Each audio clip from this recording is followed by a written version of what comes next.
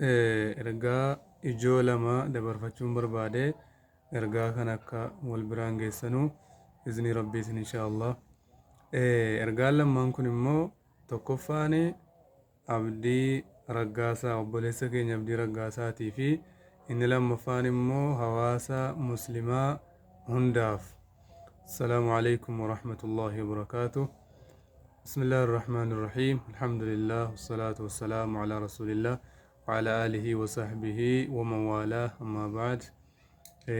بليوان كيا بكجر تنوتي نجين ربي سنرا جراتو دامسي توكوفان وبوليس كينيا عبد رقاساتيف ربين إسلام ما وفي جالتو ربين سيف كني سيباد آسيرا islaaminaa kana fudheera jettee qeebaltee dhuftee keessatti illee gahee guddaa hojjechuu keetiif rabbi sirraa jaallatu rabbii kee galatoonfadhu. Ummanni warri kaan dukkana keessa jira, ati immoo rabbiin ifatti si fidee rabbii kee galatoonfadhu yeroo hunda. Kan biraan immoo mokkoroon wama jiruudha. Namni lafa kanarra jiru addunyaa jechuun biyya qormaataati. Biyya namni irratti qormaatamu waan ta'eef mokkora si mudate hundaaf iyyuu keessa darbita waan ta'eef sabriidhaan sabartee haasaa namaallee dhaga'uun hin barbaachisu. Haasaa ilma namaatii jettee dogongoran taanetti galtee haasaan taanellee haasa'uun sirraa hin barbaachisu. Yoo namni maalillee siin jedhee deebii kennuudhaafillee hin ariifatin, hin jarjariin, sabriidhaanii gama yaala kan keetii akkasii raawwatamu sanarratti hojjadhu. Inni lammaffaan immoo hawaasni muslimaa namni hundinuu namni rabbiin laa ilaaha illallah muhammadun rasulullah siif kenne, namni rabbiin islaamummaa kana badhaasee si badhaasee siif kenne, islaamummaan kunii wanni hundinuu nurraa calanqisuu qaba. Yeroo haasofnus yeroo waan tokko hojjennus wanni islaamummaa kun nurraa ifuu qaba. Yeroo hundayyuu waan argitti laaqqachuu hin qabnu. Waa'ee obboleessa keenya Abdii Raggaasaa kana irratti yaada garaagaraa namoonni miidiyaa kanaan waan barbaade haasaa yeroo dhageenyu rabbiin sodaadhaa. Waan ragaatti hin qabne hin haasayinaa. Waan ragaatti hin qabne isayyuu immoo namni muslimaadhaa wal satara. Aybii walii yoo argellee gadi qabaadhaan akka dhumu, gadi qabaadhaan akka wanni kun xumuramu wal sataruu irratti hojjeta. Amma fakkeenyaaf warri miidiyaa kana irratti haasaa jiran kun Abdiin Raggaasaan akkana godhee haadha manaasaa maal godhee jedhanii haasa'u. Kana haasa'uudhaaf mee ragaan keessan maali? Ragaan keessan maali? Haasaa isin jedhaa jirtan kun isin gaafachiisa moo isin hin gaafachiisu laata? Miizanarra kaalaalaa.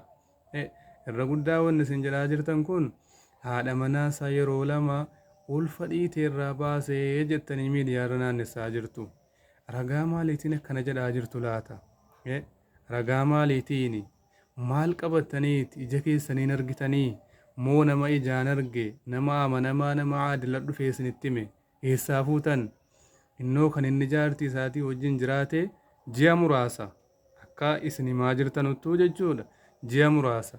Ji'a muraasa kana keessaa iyyuu ji'a amma ta'e biyya laa turenne. Yeroo kamitti yeroo lama ulfeessee yeroo lama immoo ulfa dhiitee garaadhaa baasa jettanii yaaddu. Isa kana isin jedhinaa, irraa callisaa dubbiirraa. Waan hin taanetti hin galinaa, hin haasayinaa. Inni kan biraan immoo abdiin dogongoruu danda'a. Ilma namaati. Eenyunuu dogongoruu danda'a. Dogongora namaatii jettanii immoo waan hin taane keessa hin galinaa. Waan rabbii jettanii hojjettan illee of jalaan balleessinaa. Khayrii hojjetattan tokko akka inni isin jalaa badu akka hin gooneen siniin jedhaa. Akka walii galaattu obboleessi keenya kun dogongorus dogongora isaan sirreeffataa. Yaallisaadhaa warri beekamtii qabanu warri lafarra jiranullee wajjin mari'atanii akka inni itti deemee yaalamu irratti hojjetamuufii qaba.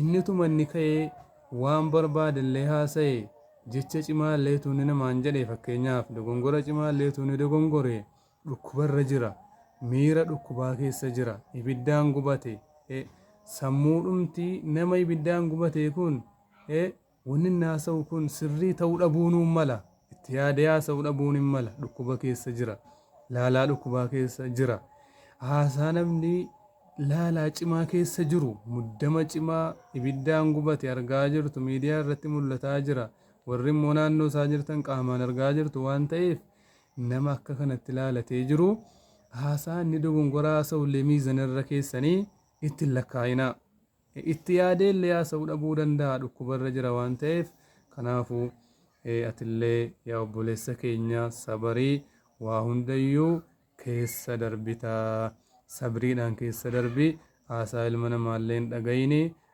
miira keellee to'adhu miidiyaa irraallee dhaabbadhu amma gaafa rabbiin si fayyisuutti miidiyaa irraa dhaabbadhu gaafa rabbiin aafiyaa kee sii deebisa inshaa Allahan fayyitaa barumsa diiniitti illee jabaadhu hojii khayrii hojjetachuu irratti jabaadhu siin jedha hawaasni muslimaallee bakka jirtanutti arraba keessan akka eeggattanu adeemsa hunda irratti wama khayrii akka hojjetattanu inni kan biraan immoo namoonni gara amantaa islaamaatti yeroo dhufanii jedhanuu namoonni tokko tokko maallaqaa dhufuun hin mala waan tokko tokko dhufuun hin mala yoo jarrachi deebi'an illee waa tokko islaamummaan namni seenuuf namni ba'uudhaaf islaamummaan booramuu hin danda'u islaamummaan xuraawuu jijjiiramuu hin danda'u waan ta'eef akkasitti beekuu qabdu nama faarsuudhaanis duuka wacuun hin barbaachisu yoo nam tokko ka'ellee islaamummaa irraa deemellee